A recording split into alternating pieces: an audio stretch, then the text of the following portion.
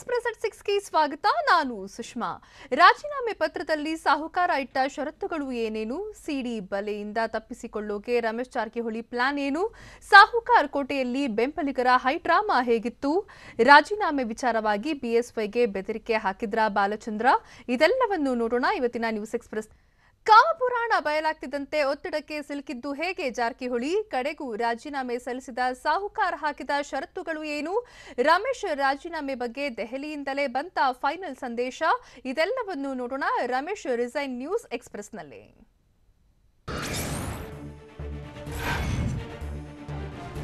ರಾಸಲೀಲೆ ಸಿಡಿ ಬಯಲು ಪ್ರಕರಣದಲ್ಲಿ ರಮೇಶ್ ಜಾರಕಿಹೊಳಿ ತಲೆದಂಡವಾಗಿದೆ. ಸಚಿವ ಸ್ಥಾನಕ್ಕೆ ರಮೇಶ್ ಜಾರಕಿಹೊಳಿ ರಾಜೀನಾಮೆ ನೀಡಿದ್ದಾರೆ. ಮುಖ್ಯಮಂತ್ರಿ ಬಿಎಸ್ ಯಡಿಯೂರಪ್ಪಗೆ ರಾಜೀನಾಮೆ ಪತ್ರ ರವಾನೆ ಮಾಡಿದ್ದು 5 ರಾಜ್ಯಗಳ ಚುನಾವಣೆ ಹಿನ್ನೆಲೆ ರಾಜೀನಾಮೆ ನೀಡುತ್ತಿದ್ದೇನೆ. ಪಕ್ಷಕ್ಕೆ ಮುಜುಗರ ಆಗಬಾರದು ಅಂತ ನೈತಿಕ ಹೊಣೆ ಹೊತ್ತು ರಾಜೀನಾಮೆ ನಿರ್ಧಾರ ಕೈಗೊಂಡಿದ್ದು, ಆರೋಪ ಮುಕ್ತರಾಗಿ ಬಂದ ಬಳಿಕ ಸಚಿವ ಸ್ಥಾನ ನೀಡಿ ಅಂತ ರಾಜೀನಾಮೆ ಪತ್ರದಲ್ಲಿ ರಮೇಶ್ ಜಾರಕಿಹೊಳಿ ಉಲ್ಲೇಖಿಸಿದ್ದಾರೆ.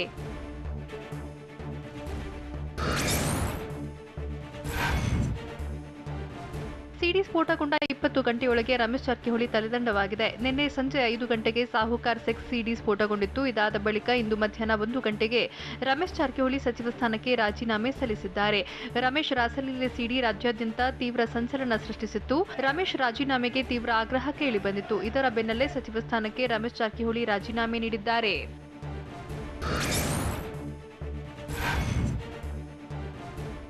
ರಮೇಶ್ ಜಾರಕಿಹೊಳಿ ಸೆಕ್ಸ್ ಸಿಡಿ ಬಯಲು ಪ್ರಕರಣ ಸಂಬಂಧ ನಿನ್ನೆ ರಾತ್ರಿಯೇ ಮುಖ್ಯಮಂತ್ರಿ ಬಿಎಸ್ ಯಡಿಯೂರಪ್ಪಗೆ ರಾಜ್ಯ ಬಿಜೆಪಿ ಉಸ್ತುವಾರಿ ಅರುಣ್ ಸಿಂಗ್ ಕರೆ ಮಾಡಿ ಪ್ರಕರಣದ ಬಗ್ಗೆ ಮಾಹಿತಿ ಪಡೆದಿದ್ರು.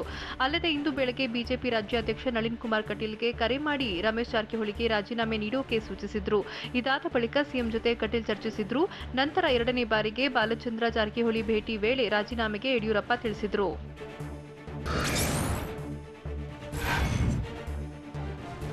ಮುಖ್ಯಮಂತ್ರಿ ಬಿಎಸ್ ಯಡಿಯೂರಪ್ಪ ಸೂಚನೆಯಂತೆ ರಮೇಶ್ ಜಾರಕಿಹೊಳಿ ಸಚಿವ ಸ್ಥಾನಕ್ಕೆ ರಾಜೀನಾಮೆ ನೀಡಿದ್ದಾರೆ.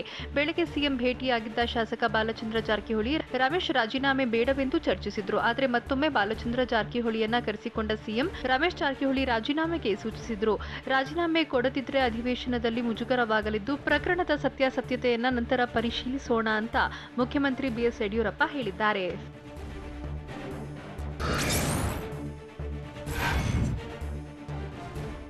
ಯಾರಿಗೂ ಜಗ್ಗಲ್ಲ ಅಂತಿದ್ದ ರಮೇಶ್ ಜಾರಕಿಹೊಳಿ ಕೊನೆಗೆ ಬಗ್ಗಿದ್ ಹೇಗೆ ಅನ್ನೋದು ತೀವ್ರ ಕುತೂಹಲ ಮೂಡಿಸಿದೆ. ನಾನು ತಪ್ಪೇ ಮಾಡಿಲ್ಲ, ತಪ್ಪು ಮಾಡದೆ ರಾಜೀನಾಮೆ ಯಾಕೆ ಕೊಡಬೇಕು ಅಂತ ರಮೇಶ್ ಪ್ರಶ್ನಿಸಿದ್ರು.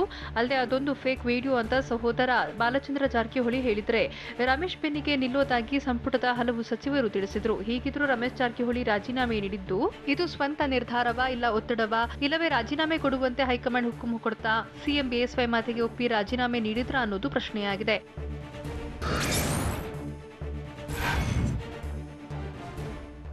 ಕೇವಲ ಒಂದೇ ವರ್ಷದಲ್ಲಿ ರಮೇಶ್ ಜಾರಕಿಹೊಳಿ ಸಚಿವ ಸ್ಥಾನ ಕಳೆದುಕೊಂಡಿದ್ದಾರೆ. 2020ರ ಫೆಬ್ರವರಿ 6ರಂದು ಸಚಿವರಾಗಿ ರಮೇಶ್ ಜಾರಕಿಹೊಳಿ ಪ್ರಮಾಣ ವಚನ ಸ್ವೀಕರಿಸಿದ್ರು. ಡಿಕೆ ಶಿವಕುಮಾರ್ ವಿರುದ್ಧ ಹಠಕ್ಕೆ ಬಿದ್ದು ಜಲಸಂಪನ್ಮೂಲ ಸಚಿವರಾಗಿದ್ರು. ಅಲ್ಲದೆ ಬಿಜೆಪಿಯಲ್ಲಿ ಕಿಂಗ್ ಮೇಕರ್ ಆಗೋಕೆ ಹೊರಟಿದ್ರು. ಆದರೆ ಕೇವಲ ಒಂದೇ ವರ್ಷದಲ್ಲಿ ಸಚಿವ ಸ್ಥಾನಕ್ಕೆ ರಾಜೀನಾಮೆ ಸಲ್ಲಿಸಿದ್ದಾರೆ.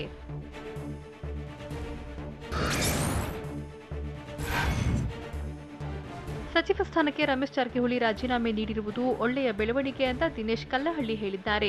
ರಮೇಶ್ ಜಾರಕಿಹೊಳಿ ರಾಜೀನಾಮೆ ನೀಡಿದ್ರೆ ಸಾಲದು, ಸಂತ್ರಸ್ತೆಗೆ ನ್ಯಾಯ ಸಿಗಬೇಕು, ಸ್ವತಂತ್ರ ತನಿಖಾ ಸಂಸ್ಥೆಯಿಂದ ತನಿಖೆ ನಡೆಸಬೇಕು ಅಂತ ದಿನೇಶ್ ಕಲ್ಲಹಳ್ಳಿ ಆಗ್ರಹಿಸಿದ್ದಾರೆ. ಸಚಿವ ಸಂಪುಟದ ಪ್ರಮುಖ ಸ್ಥಾನದಲ್ಲಿರುವವರು ಭ್ರಷ್ಟಾಚಾರ ನಡೆಸಿದ್ದಾರೆ. ಈ ಬಗ್ಗೆ ನನ್ನ ಬಳಿ ಮಾಹಿತಿ ಇದೆ, ಅದನ್ನು ಸೂಕ್ತ ವೇದಿಕೆಯಲ್ಲಿ ಬಿಡುಗಡೆ ಮಾಡ್ತೇನೆ. ನನಗೆ ಹಲವರಿಂದ ಬೆದರಿಕೆಗಳು ಬರ್ತಿವೆ ಅಂತ ದಿನೇಶ್ ಆರೋಪಿಸಿದ್ದಾರೆ.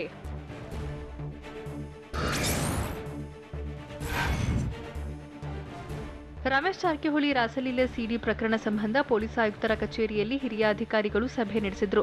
ಜಂಟಿ ಪೊಲೀಸ್ ಆಯುಕ್ತ ಸಂದೀಪ್ ಪಾಟೀಲ್ ನೇತೃತ್ವದಲ್ಲಿ ಸಭೆ ನಡೆದಿದ್ದು, ಕಬ್ಬನ್ ಪಾರ್ಕ್ ಠಾಣೆಯಲ್ಲಿ ದಾಖಲಾದ ಕೇಸ್ ಬಗ್ಗೆ ಚರ್ಚಿಸಿದ್ರು. ದಿನೇಶ್ ಕಲ್ಲಹಳ್ಳಿ ನೀಡಿದ ಹೇಳಿಕೆ, ತನಿಖೆ ಬೆಳವಣಿಗೆ, ಸಂತ್ರಸ್ತೆ ಯುವತಿಯ ಮಾಹಿತಿ ಬಗ್ಗೆ ಸಭೆಯಲ್ಲಿ ಮಾತುಕತೆ ನಡೆಸಿದ್ರು.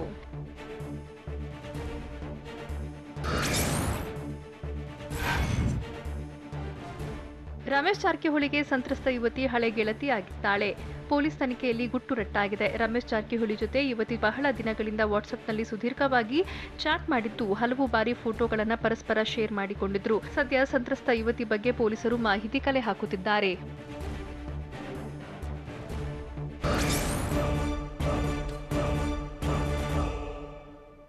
ರಾಜೀನಾಮೆ ಪತ್ರದಲ್ಲಿ ರಮೇಶ್ ಜಾರಕಿಹೊಳಿ ಉಲ್ಲೇಖಿಸಿರುವ ಅಂಶಗಳು ಏನು? ರಮೇಶ್ ರಿಸೈನ್ ಮಾಡ್ತಿದ್ದಂತೆ ಗೋಕಾಕ್ನಲ್ಲಿ ಹೈಡ್ರಾಮಾ ನಡೆದದ್ದು ಹೇಗೆ? ಸಾಹುಕಾರ್ ಪರ ಬ್ಯಾಟ್ ಬೀಸಿದ್ದು ಯಾರು? ಟಾಂಗ್ ಕೊಟ್ಟಿದ್ದು ಯಾರು? ಇದೆಲ್ಲವನ್ನು ನೋಡೋಣ ಸಾಹುಕಾರ್ ಕಾಮಗಾರಿ ನ್ಯೂಸ್ ಎಕ್ಸ್‌ಪ್ರೆಸ್‌ನಲ್ಲಿ.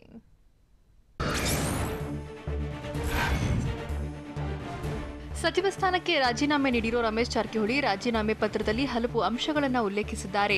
ಮುಖ್ಯಮಂತ್ರಿ ಬಿಎಸ್ ಯಡಿಯೂರಪ್ಪಗೆ ರಾಜೀನಾಮೆ ಪತ್ರ ರವಾನೆ ಮಾಡಿರೋ ರಮೇಶ್ ಜಾರಕಿಹೊಳಿ, ನನ್ನ ಮೇಲೆ ಬಂದಿರುವ ಆರೋಪಗಳು ಸತ್ಯಕ್ಕೆ ದೂರವಾಗಿದ್ದು, ಈ ಪ್ರಕರಣದ ಬಗ್ಗೆ ಶೀಘ್ರದಲ್ಲಿಯೇ ತನಿಖೆ ಆಗಬೇಕು ಅಂತ ಆಗ್ರಹಿಸಿದ್ದಾರೆ. ಅಲ್ಲದೆ ನಾನು ನಿರ್ದೋಷಿಯಾಗುವ ವಿಶ್ವಾಸವಿದ್ದರೂ ನೈತಿಕ ಹೊಣೆ ಹೊತ್ತು ನಾನು ರಾಜೀನಾಮೆ ನೀಡುತ್ತಿದ್ದೇನೆ, ದಯವಿಟ್ಟು ರಾಜೀನಾಮೆ ಅಂಗೀಕರಿಸುವಂತೆ ಉಲ್ಲೇಖ ಮಾಡಿದ್ದಾರೆ.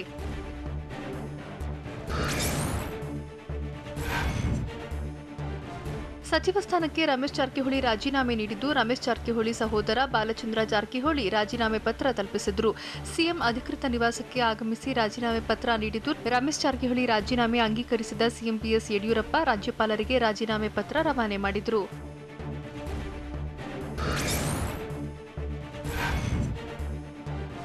ಸಿಡಿ ಬಿಡುಗಡೆ ಬಗ್ಗೆ ತನಿಖೆಗೆ ಒತ್ತಾಯ ಮಾಡಿದ್ದೇವೆ ಅಂತ ಶಾಸಕ ಬಾಲಚಂದ್ರ ಜಾರಕಿಹೊಳಿ ಹೇಳಿದ್ದಾರೆ. ಮುಖ್ಯಮಂತ್ರಿ ಬಿಎಸ್ ಯಡಿಯೂರಪ್ಪ ಭೇಟಿ ಬಳಿಕ ಮಾತನಾಡಿದ ಅವರು, ರಮೇಶ್ ಜಾರಕಿಹೊಳಿ ರಾಜೀನಾಮೆ ಕೊಟ್ಟಿದ್ದಾರೆ, ಸಿಎಂ ಅದನ್ನು ರಾಜ್ಯಪಾಲರಿಗೆ ಕಳುಹಿಸಿಕೊಟ್ಟಿದ್ದಾರೆ, ತನಿಖೆಗೆ ಒತ್ತಾಯಿಸಿದ್ದು ತನಿಖೆ ಮಾಡ್ತಾರೆ ಅಂತ ಹೇಳಿದರು. ಇನ್ನು ರಮೇಶ್ ಜಾರಕಿಹೊಳಿ ಬಳಿ ಇದ್ದ ಜಲಸಂಪನ್ಮೂಲ ಇಲಾಖೆಯನ್ನ ತಮಗೆ ನೀಡೋ ಬಗ್ಗೆ ಪ್ರತಿಕ್ರಿಯಿಸಿದ ಅವರು, ಅದರ ಬಗ್ಗೆ ಚರ್ಚೆಯಾಗಿಲ್ಲ, ಮುಂದೆ ನೋಡೋಣ ಅಂತ ತಿಳಿಸಿದರು.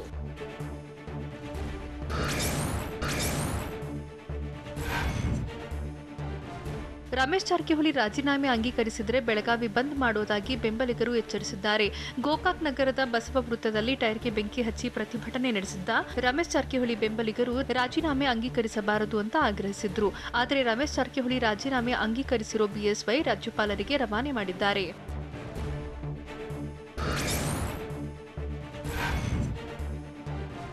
ರಮೇಶ್ ಜಾರಕಿಹೊಳಿ ರಾಜೀನಾಮೆ ಬೆನ್ನಲ್ಲೇ ಬೆಳಗಾವಿಯ ಗೋಕಾಕ್ನಲ್ಲಿ ಬೂದಿ ಮುಚ್ಚಿದ ಕೆಂಡದಂತ ವಾತಾವರಣ ನಿರ್ಮಾಣವಾಗಿದೆ. ರಾಜೀನಾಮೆ ಖಂಡಿಸಿ ಪ್ರತಿಭಟನೆ ನಡೆಸಿದ ರಮೇಶ್ ಜಾರಕಿಹೊಳಿ ಬೆಂಬಲಿಗರು ಒತ್ತಾಯಪೂರ್ವಕವಾಗಿ ಅಂಗಡಿಗಳನ್ನು ಬಂದ್ ಮಾಡಿಸಿದ್ದಾರೆ. ಅಲ್ಲದೆ ಮಾರ್ಕೆಟ್ ಕೂಡ ಬಲವಂತವಾಗಿ ಬಂದ್ ಮಾಡಿಸಿದ್ದು, ರಮೇಶ್ ಬೆಂಬಲಿಗರನ್ನ ನಿಭಾಯಿಸೋಕೆ ಪೊಲೀಸರು ಹರಸಾಹಸ ಪಡುತ್ತಿದ್ದಾರೆ. ಕೈಯಲ್ಲಿ ಕಲ್ಲು ಹಿಡಿದು ತಿರುಗಾಡಿದ್ದು ಉದ್ವಿಗ್ನ ವಾತಾವರಣ ನಿರ್ಮಾಣವಾಗಿದೆ.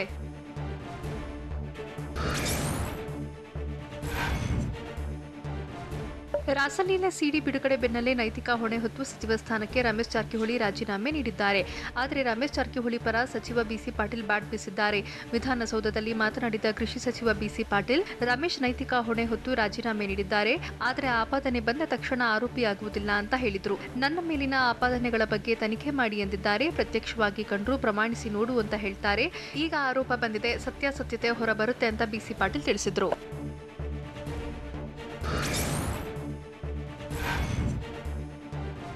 ರಾಸಲೀಲೆ ಸಿಡಿ ಬಗ್ಗೆ ಚರ್ಚೆ ಮಾಡುವುದು ನಮಗೆ ಶೋಭೆ ತರಲ್ಲ ಅಂತ ಮಾಜಿ ಸಿಎಂ ಎಚ್.ಡಿ. ಕುಮಾರಸ್ವಾಮಿ ಹೇಳಿದ್ದಾರೆ. ಇಂಥ ವಿಚಾರ ಇಟ್ಕೊಂಡು ರಾಜಕೀಯ ಮಾಡೋಕೆ ಇಷ್ಟವಿಲ್ಲ. ರಾಜಕೀಯ ಮಾಡೋಕೆ ಬೇರೆ ಹಲವು ಮಾರ್ಗಗಳಿವೆ. ನನ್ನ ಸರ್ಕಾರ ತೆಗೆದ್ರೂ ನನಗೇನು ಬೇಜಾರಿಲ್ಲ. ಈ ಸರ್ಕಾರ ನಡೆದಿದೆ, ಹೀಗಾಗಿ ಇದಕ್ಕೆ ಯಡಿಯೂರಪ್ಪ ಉತ್ತರ ಕೊಡಬೇಕು. ಅದರಲ್ಲೂ ವಿಶ್ವನಾಥ್ರಿಂದ ಉತ್ತರ ಪಡೆಯುವುದು ಸೂಕ್ತ. ಯಾಕಂದ್ರೆ ವಿಶ್ವನಾಥ್ ಅವರು ರಾಕ್ಷಸಿ ಸರ್ಕಾರ ತೆಗೆದು ರಾಮರಾಜ್ಯ ತಂದಿದ್ದೇವೆ ಅಂದಿದ್ರು. ಹೀಗಾಗಿ ಯಾವ ರಾಮರಾಜ್ಯ ತಂದಿದ್ದಾರೆ ಅಂತ ಅವರು ಅವಲೋಕನೆ ಮಾಡಲಿ ಅಂತ ವ್ಯಂಗ್ಯವಾಡಿದ್ರು.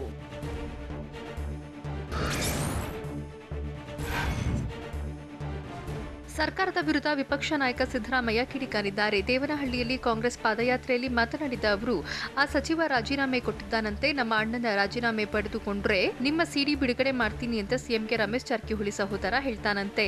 ಇಂತಹ ಮಾನಗೆಟ್ಟ ಸರ್ಕಾರ ಬೇಕಾ ಅಂತ ಸರ್ಕಾರದ ವಿರುದ್ಧ ಮಾಜಿ ಸಿಎಂ ಸಿದ್ದರಾಮಯ್ಯ ವಾಗ್ದಾಳಿ ನಡೆಸಿದ್ದಾರೆ.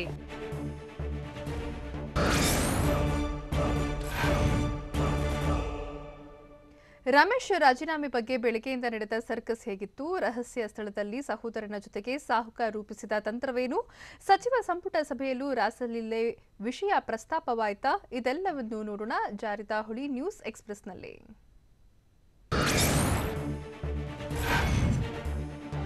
ರಮೇಶ್ ಜಾರಕಿಹೊಳಿ ರಾಜೀನಾಮೆ ವಿಚಾರವಾಗಿ ಇವತ್ತು ಬೆಳಗ್ಗೆಯೇ ಸರ್ಕಸ್ ನಡೆಯಿತು. ಬೆಳಗ್ಗೆ 2 ಬಾರಿ ಮುಖ್ಯಮಂತ್ರಿ ಯಡಿಯೂರಪ್ಪ ಅವರನ್ನ ಬಾಲಚಂದ್ರ ಜಾರಕಿಹೊಳಿ ಭೇಟಿಯಾಗಿದ್ರು. ಬಾಲಚಂದ್ರ ಎದುರಲ್ಲೇ ಬಿಜೆಪಿ ರಾಷ್ಟ್ರೀಯ ಅಧ್ಯಕ್ಷ ಜೆಪಿ ನಡ್ಡಾ ಜೊತೆ ಸಿಎಂ ಬಿಎಸ್ವೈ ಚರ್ಚೆ ನಡೆಸಿದ್ರು. ಅಲ್ಲದೆ ಮಧ್ಯಾಹ್ನ 1 ಗಂಟೆಗೆ ರಾಜೀನಾಮೆ ಪಡೆಯುತ್ತೇನೆ ಅಂತ ತಿಳಿಸಿದ್ರು. ಈ ವೇಳೆ ಮುಂದುವರಿಯಿರಿ ಎಂದು ಬಿಜೆಪಿ ಅಧ್ಯಕ್ಷ ಜೆಪಿ ನಡ್ಡಾ ತಿಳಿಸಿದ್ರು. ಇದರ ಬೆನ್ನಲ್ಲೇ ರಮೇಶ್ ಜಾರಕಿಹೊಳಿ ರಾಜೀನಾಮೆ ಸಲ್ಲಿಸಿದ್ದಾರೆ.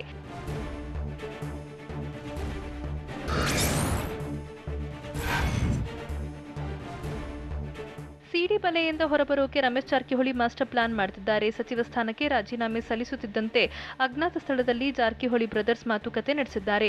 ಕೆಎಂಎಫ್ ಅಧ್ಯಕ್ಷರಾಗಿರೋ ಶಾಸಕ ಬಾಲಚಂದ್ರ ಜಾರಕಿಹೊಳಿ ಜೊತೆ ರಮೇಶ್ ಜಾರಕಿಹೊಳಿ ಚರ್ಚಿಸಿದ್ದಾರೆ. ಮುಂದಿನ ನಡೆ ಸಿಡಿ ರಿಲೀಸ್ ಹಿಂದೆ ಯಾರ ಕೈವಾಡ ಇದೆ ಅಂತ ಮಾತುಕತೆ ನಡೆಸಿದ್ದಾರೆ.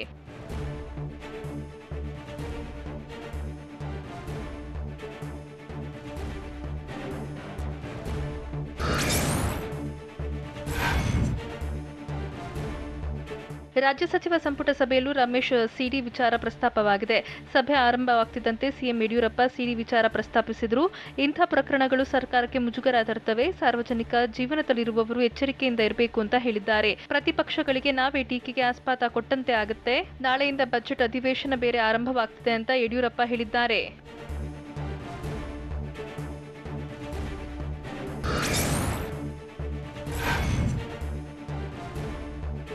ಪ್ರಕರಣದಲ್ಲಿ ರಮೇಶ್ ಜಾರಕಿಹೊಳಿ ಪಾತ್ರ ಇಲ್ಲ ಅಂತ ಸಾಬೀತಾದರೆ ರಮೇಶ್ ಜಾರಕಿಹೊಳಿಗೆ ಮತ್ತೆ ಸಚಿವ ಸ್ಥಾನ ಸಿಗುವ ಸಾಧ್ಯತೆಗಳಿವೆ.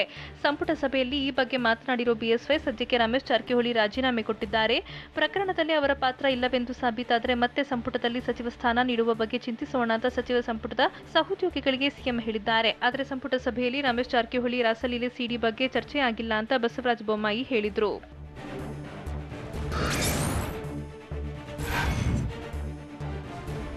ಬಿಜೆಪಿಗೆ ರಮೇಶ್ ಜಾರಕಿಹೊಳಿ ಕೇಸ್ ದೊಡ್ಡ ತಲೆನೋವಾಗಿದ್ದು, ರಮೇಶ್ ರಾಸಲೀಲೆಯಿಂದ ಪಕ್ಷಕ್ಕೆ ಮುಜುಗರವಾಗಿದೆ. 5 ರಾಜ್ಯಗಳಲ್ಲಿ ಚುನಾವಣೆ, ರಾಜ್ಯದಲ್ಲಿ ಉಪಚುನಾವಣೆ ಇದೆ. ಮುಂದೆ ಜಿಲ್ಲಾ ಪಂಚಾಯಿತಿ, ತಾಲೂಕು ಪಂಚಾಯಿತಿ ಚುನಾವಣೆಗಳು ಕೂಡ ನಡೆಯಲಿವೆ. ಹೀಗಾಗಿ ಭಾರಿ ಮುಜುಗರವಾಗಿದ್ದು ಏನಂತ ಸಮರ್ಥನೆ ಮಾಡಿಕೊಳ್ಳೋಣ ಅಂತ ಬಿಜೆಪಿ ನಾಯಕರು ಪ್ರಶ್ನೆ ಮಾಡ್ತಿದ್ದಾರೆ. ಹೀಗಾಗಿ ರಾಜ್ಯ ಬಿಜೆಪಿ ನಾಯಕರಿಗೆ ರಮೇಶ್ ರಾಸಲೀಲೆ ಕೇಸ್ ಸವಾಲಾಗಿದೆ.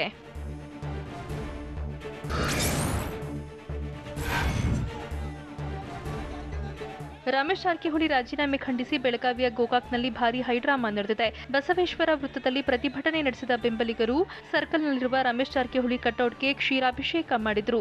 ರಾಜೀನಾಮೆ ವಾಪಸ್ ಪಡೆಯುವಂತೆ ಆಗ್ರಹಿಸಿದ ಬೆಂಬಲಿಗರು ದಿನೇಶ್ ಕಲ್ಲಹಳ್ಳಿ ವಿರುದ್ಧ ಧಿಕ್ಕಾರ ಕೂಗಿದ್ರು.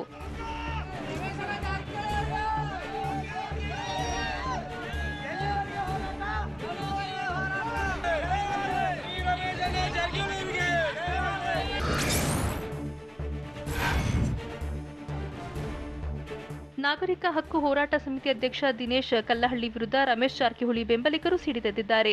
ರಮೇಶ್ ಜಾರಕಿಹೊಳಿ ರಾಜೀನಾಮೆಗೆ ಕಾರಣವೆಂದು ಆರೋಪಿಸಿರುವ ಬೆಂಬಲಿಗರು ದಿನೇಶ್ ಭಾವಚಿತ್ರಕ್ಕೆ ಚಪ್ಪಲಿಯಿಂದ ಹೊಡೆದು ಆಕ್ರೋಶ ವ್ಯಕ್ತಪಡಿಸಿದ್ದಾರೆ. ಬೆಳಗಾವಿ ಜಿಲ್ಲೆ ಗೋಕಾಕ್ನಲ್ಲಿ ರಮೇಶ್ ಜಾರಕಿಹೊಳಿ ಬೆಂಬಲಿಗರು ಪ್ರತಿಭಟನೆ ನಡೆಸಿದ್ದು, ದಿನೇಶ್ ಕಲ್ಲಹಳ್ಳಿ ಭಾವಚಿತ್ರಕ್ಕೆ ಬೆಂಕಿ ಹಚ್ಚಿ ಧಿಕ್ಕಾರ ಕೂಗಿದ್ರು.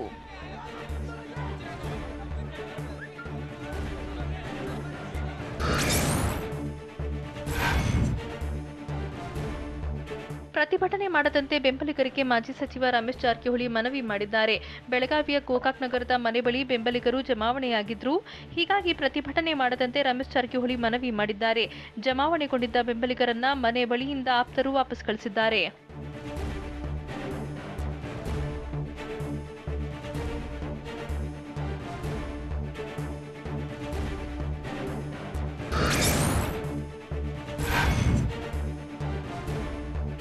ನಾಗರಿಕ ಹಕ್ಕು ಹೋರಾಟ ಸಮಿತಿ ಅಧ್ಯಕ್ಷ ದಿನೇಶ್ ಕಲ್ಲಹಳ್ಳಿ ವಿರುದ್ಧ ಕಬ್ಬನ್ ಪಾರ್ಕ್ ಪೊಲೀಸ್ ಠಾಣೆಗೆ ದೂರು ನೀಡಲಾಗಿದೆ. ರಮೇಶ್ ಜಾರಕಿಹೊಳಿಯ ತೇಜೋವಧೆ ಮಾಡಲಾಗಿದ್ದು, ಇದೊಂದು ರಾಜಕೀಯ ಷಡ್ಯಂತ್ರ ಅಂತ ಆರೋಪಿಸಿ ಕರ್ನಾಟಕ ಕನ್ನಡಪರ ಒಕ್ಕೂಟದ ಅಧ್ಯಕ್ಷ ಕೃಷ್ಣ ದೂರು ನೀಡಿದ್ದಾರೆ. ದಿನೇಶ್ ಕಲ್ಲಹಳ್ಳಿಗೂ ಈ ಪ್ರಕರಣಕ್ಕೂ ಸಂಬಂಧ ಇಲ್ಲ. ಅನ್ಯಾಯ ಆಗಿರುವುದು ಯುವತಿಗೆ, ಆದರೆ ಯುವತಿ ದೂರು ನೀಡಿಲ್ಲ. ಇದು ಬ್ಲಾಕ್ ಮೇಲ್ ರಾಜಕಾರಣ. ಹಾಗಾಗಿ ದಿನೇಶ್ ಕಲ್ಲಹಳ್ಳಿಯನ್ನ ತನಿಖೆ ನಡೆಸಬೇಕಿದೆ ಅಂತ ದೂರಿನಲ್ಲಿ ಮನವಿ ಮಾಡಲಾಗಿದೆ.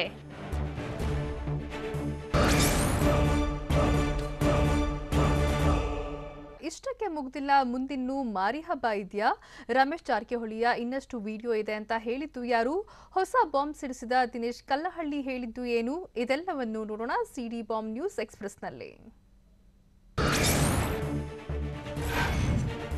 ಸಾಹುಕಾರನ ಸೆಕ್ಸ್ ಕರ್ಮಕಾಂಡ ಬಟಾಬಯಲಾಗಿದ್ದು ಒಂದಲ್ಲ ಎರಡಲ್ಲ 3-4 ವಿಡಿಯೋಗಳು ಬಹಿರಂಗವಾಗಿದೆ. ವಿಡಿಯೋದಲ್ಲಿ ರಮೇಶ್ ರಾಸಲೀಲೆ ಸೆರೆಯಾಗಿದ್ದು ರಾಜಕೀಯದಲ್ಲಿ ಅಲ್ಲೋಲ ಕಲ್ಲೋಲ ಎಬ್ಬಿಸಿದೆ. ಮಾಜಿ ಸಚಿವರ ಕಾಮಪುರಾಣಕ್ಕೆ ಬಿಜೆಪಿ ನಾಯಕರು ಬೆಚ್ಚಿ ಬಿದ್ದಿದ್ದು ರಾಸಲೀಲೆ ಸಿಡಿ ಸ್ಫೋಟಗೊಳ್ತಿದ್ದಂತೆ ಸಾಹುಕಾರ್ ಗಲಿಬಿಲಿಯಾಗಿದ್ದಾರೆ.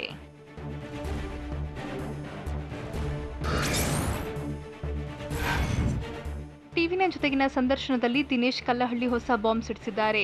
ರಮೇಶ್ ಜಾರಕಿಹೊಳಿಗೆ ಸಂಬಂಧಿಸಿದ ಮತ್ತೊಂದು ವಿಡಿಯೋ ಇದೆ ಅಂತ ನಾಗರಿಕ ಹಕ್ಕು ಹೋರಾಟ ಸಮಿತಿ ಅಧ್ಯಕ್ಷ ದಿನೇಶ್ ಕಲ್ಲಹಳ್ಳಿ ಹೇಳಿದ್ದಾರೆ. ಸದ್ಯ ತನಿಖೆಗೆ ಬೇಕಾಗುವಷ್ಟು ವಿಡಿಯೋ ಮಾತ್ರ ನೀಡಿದ್ದೇನೆ ಅಂತ ದಿನೇಶ್ ಕಲ್ಲಹಳ್ಳಿ ಹೇಳಿದ್ದು ಭಾರೀ ಹಲ್ಚಲ್ ಸೃಷ್ಟಿಸಿದೆ.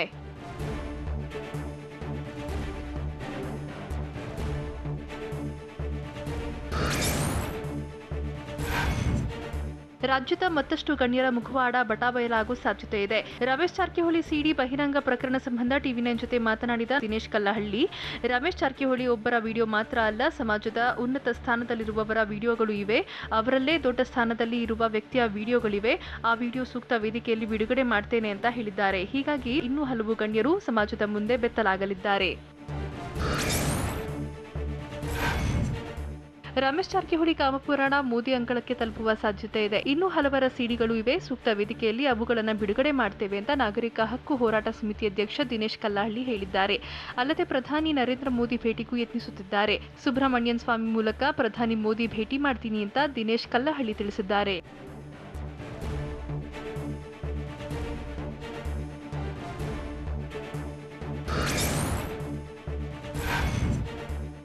ರಮೇಶ್ ಜಾರಕಿಹೊಳಿ ಸೆಕ್ಸ್ ಸಿಡಿ ಬಯಲು ಪ್ರಕರಣ ಸಂಬಂಧ ಟಿವಿ9ಗೆ ನಾಗರಿಕ ಹಕ್ಕು ಹೋರಾಟ ಸಮಿತಿ ಅಧ್ಯಕ್ಷ ದಿನೇಶ್ ಕಲ್ಲಹಳ್ಳಿ ಪ್ರತಿಕ್ರಿಯೆ ನೀಡಿದ್ದು, 2 ದಿನಗಳ ಹಿಂದೆ ಸಂತ್ರಸ್ತರು ಬಂದು ನನ್ನನ್ನ ಭೇಟಿಯಾಗಿದ್ರು ಅಂತ ಹೇಳಿದ್ದಾರೆ.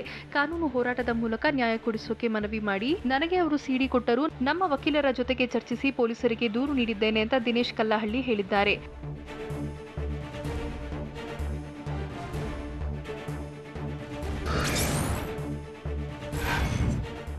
ಯುವತಿ ವಿಡಿಯೋ ಮಾಡಿಕೊಂಡಿದ್ರಲ್ಲಿ ತಪ್ಪೇನೂ ಇಲ್ಲ ಅಂತ ನಾಗರಿಕ ಹಕ್ಕು ಹೋರಾಟ ಸಮಿತಿ ಅಧ್ಯಕ್ಷ ದಿನೇಶ್ ಹೇಳಿದ್ದಾರೆ. ಟಿವಿ9 ವಿಶೇಷ ಸಂದರ್ಶನದಲ್ಲಿ ಮಾತನಾಡಿದ ಅವರು, ಸಂತ್ರಸ್ತೆ ಕುಟುಂಬದವರು ನೀಡಿದ ಸಿಡಿಯನ್ನ ಕೊಟ್ಟಿದ್ದೇವೆ. ಜಾರಕಿಹೊಳಿ ಬಳಿ ಕೆಲಸಕ್ಕಾಗಿ ಯುವತಿ ಪರಿಪರಿಯಾಗಿ ಕೇಳಿದ್ಲು. ಈ ಪ್ರಕರಣದಲ್ಲಿ ರಮೇಶ್ ಜಾರಕಿಹೊಳಿ ಪಾತ್ರ ನೇರವಾಗಿದೆ ಅಂತ ದಿನೇಶ್ ಕಲ್ಲಹಳ್ಳಿ ಆರೋಪಿಸಿದ್ದಾರೆ.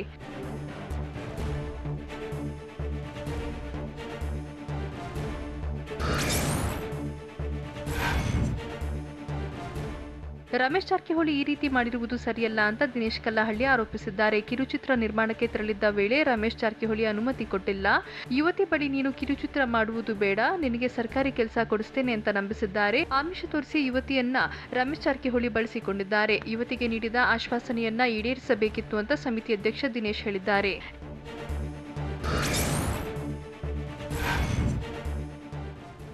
ರಾಜ್ಯದ ಜನರು ನಾಚಿಕೆ ಪಡುವಂತಹ ವ್ಯವಸ್ಥೆ ಇದೆ ಅಂತ ದಿನೇಶ್ ಕಲ್ಲಹಳ್ಳಿ ಹೇಳಿದ್ದಾರೆ. ಪ್ರಭಾವಿ ಹುದ್ದೆಯಲ್ಲಿರುವವರು, ಸಂಪುಟದಲ್ಲಿರುವವರು ಸೇರಿದಂತೆ ಕೆಲವು ನಾಯಕರಿಗೆ ಸೇರಿದ ವಿಡಿಯೋಗಳಿವೆ. ಅದರ ಬಗ್ಗೆ ನಾನು ಸದ್ಯಕ್ಕೆ ಏನನ್ನೂ ಹೇಳೋಕೆ ಆಗಲ್ಲ.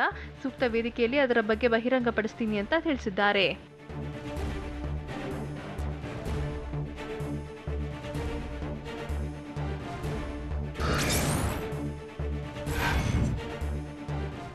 ರಮೇಶ್ ಜಾರಕಿಹೊಳಿ ಪರವಾಗಿ ಸಚಿವ ಸಿಪಿ ಯೋಗೇಶ್ವರ ಮಾತನಾಡಿದ್ದಾರೆ. ರಮೇಶ್ ಜಾರಕಿಹೊಳಿ ವಿರುದ್ಧ ರಾಜಕೀಯ ಪಿತೂರಿ ಮಾಡಿದ್ದು, ರಮೇಶ್ ಜಾರಕಿಹೊಳಿ ದೈವಭಕ್ತ, ಸಮಾಜಕ್ಕೆ ಅಂಜುವ ವ್ಯಕ್ತಿ. ಅಂಥವರು ಈ ರೀತಿ ತಪ್ಪು ಮಾಡಿರ್ತಾರಂತ ನಂಬುವುದಿಲ್ಲ. ಈ ವಿಚಾರದಲ್ಲಿ ನಾವು ರಮೇಶ್ ಜಾರಕಿಹೊಳಿ ಬೆಂಬಲಕ್ಕೆ ಇದ್ದೇವೆ ಅಂತ ಸಚಿವ ಸಿಪಿ ಯೋಗೇಶ್ವರ್ ಹೇಳಿದ್ದಾರೆ.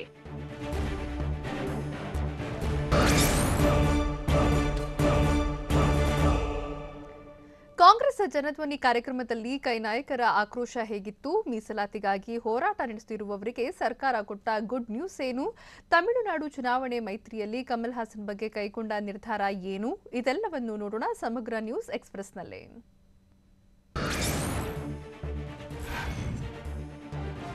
ಬಿಜೆಪಿ ಸರ್ಕಾರಕ್ಕೆ ಬಡವರ ಬಗ್ಗೆ ಕಾಳಜಿ ಇಲ್ಲ, ಬಡವರಿದ್ದ ಸುಲಿಗೆ ಮಾಡ್ತಿದೆ. ಹೀಗಂತ ಬೆಂಗಳೂರು ಗ್ರಾಮಾಂತರ ಜಿಲ್ಲೆ ದೇವನಹಳ್ಳಿಯಲ್ಲಿ ವಿಪಕ್ಷ ನಾಯಕ ಸಿದ್ದರಾಮಯ್ಯ ಆರೋಪಿಸಿದ್ದಾರೆ. ಅಂಬಾನಿ ಅದಾನಿಗಾಗಿ ಮೋದಿ ಸರ್ಕಾರ ನಡೆಸುತ್ತಿದ್ದಾರೆ, ಇವರಿಗೆ ಲೂಟಿ ಮಾಡುವುದೊಂದೇ ಮುಖ್ಯವಾಗಿದೆ. ಹೀಗೆ ಕಾಂಗ್ರೆಸ್ ಜನಧ್ವನಿ ಕಾರ್ಯಕ್ರಮದಲ್ಲಿ ಸಿದ್ದರಾಮಯ್ಯ ವಾಗ್ದಾಳಿ ನಡೆಸಿದ್ದಾರೆ.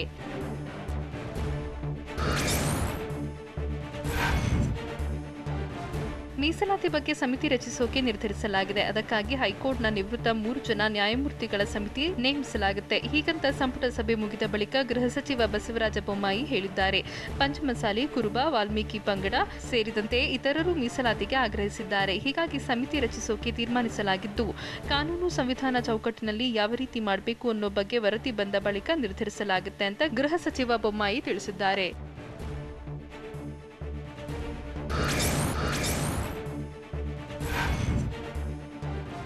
ಬಾಗಲಕೋಟೆ ಜಿಲ್ಲೆ ರಬಕವಿ ಪಟ್ಟಣದಲ್ಲಿ ಸೌಹಾರ್ದ ಸಹಕಾರಿ ಸಂಘವೊಂದರಲ್ಲಿ ದುಷ್ಕರ್ಮಿಗಳು 50,000 ದೋಚಿ ಎಸ್ಕೇಪ್ ಆಗಿದ್ದಾರೆ. ಸೋಮವಾರ ಪೇಟೆಯಲ್ಲಿರೋ ಸೌಹಾರ್ದ ಸಹಕಾರಿ ಸಂಘಕ್ಕೆ ಅನಾಮಿಕರಿಬ್ಬರು ಚಿಲ್ಲರೆ ಕೇಳೋ ನೆಪದಲ್ಲಿ ಎಂಟ್ರಿ ಕೊಟ್ಟಿದ್ದಾರೆ. ಬಳಿಕ ಮಹಿಳಾ ಸಿಬ್ಬಂದಿ ಇರೋದನ್ನ ಗಮನಿಸಿದ ಕಳ್ಳರು ಗಮನ ಬೇರೆಡೆ ಸೆಳೆದು ಡ್ರಾದಲ್ಲಿದ್ದ 50,000 ಕದ್ದು ಖದೀಮರು ಪರಾರಿಯಾಗಿದ್ದಾರೆ. ಕಳ್ಳರ ಕೃತ್ಯ ಸಿಸಿಟಿವಿಯಲ್ಲಿ ಸೆರೆಯಾಗಿದ್ದು, ಬನಹಟ್ಟಿ ಪೊಲೀಸ್ ಠಾಣೆಯಲ್ಲಿ ಕೇಸ್ ದಾಖಲಾಗಿದೆ.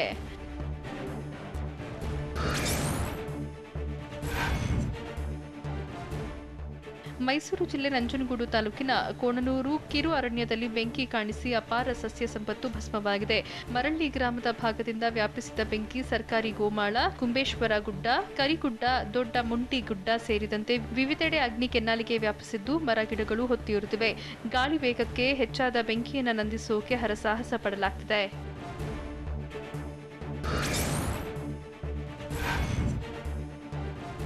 ಏಪ್ರಿಲ್ 6ರಂದು ತಮಿಳುನಾಡು ವಿಧಾನಸಭಾ ಚುನಾವಣೆ ನಡೆಯಲಿದ್ದು ನಟ ಕಮಲ್ ಹಾಸನ್ ಅವರನ್ನ ಮುಖ್ಯಮಂತ್ರಿ ಅಭ್ಯರ್ಥಿ ಅಂತ ಘೋಷಣೆ ಮಾಡಲಾಗಿದೆ. ಕಮಲ್ ಹಾಸನ್ ಸಿಎಂ ಅಭ್ಯರ್ಥಿ ಅಂತ ಮೈತ್ರಿ ಪಕ್ಷಗಳು ಒಪ್ಪಿವೆ. ತಮಿಳುನಾಡಿನಲ್ಲಿ ಕಮಲ್ ಹಾಸನ್ರ ಮಕ್ಕಳ್ ನಿಧಿ ಮಯ್ಯಂ ಹಾಗೂ ನಟ ಶರತ್ ಕುಮಾರ್ರ ಆಲ್ ಇಂಡಿಯಾ ಸಮತ್ವ ಮಕ್ಕಳ್ ಕಾಟ್ಸಿ ಪಕ್ಷ ಮೈತ್ರಿ ಮಾಡಿಕೊಂಡಿದೆ.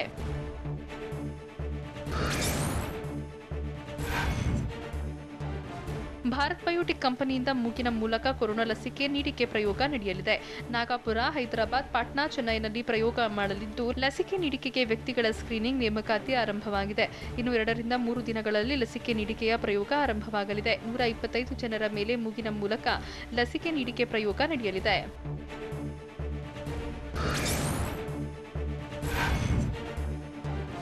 ದೇಶದಲ್ಲಿ 60 ವರ್ಷ ದಾಟಿದ ಹಿರಿಯ ನಾಗರಿಕರಿಗೆ ಮತ್ತು ಅನಾರೋಗ್ಯದಿಂದ ಬಳಲುತ್ತಿರುವ 45 ವರ್ಷ ದಾಟಿದವರಿಗೆ ಕೊರೋನಾ ಲಸಿಕೆ ನೀಡಲಾಗ್ತಿದೆ. ಹೀಗಾಗಿ ಆಸ್ಪತ್ರೆಗಳಲ್ಲಿ 24 ಗಂಟೆ ಕೊರೋನಾ ಲಸಿಕೆ ನೀಡೋಕೆ ಕೇಂದ್ರ ಆರೋಗ್ಯ ಇಲಾಖೆ ಒಪ್ಪಿಗೆ ನೀಡಿದೆ.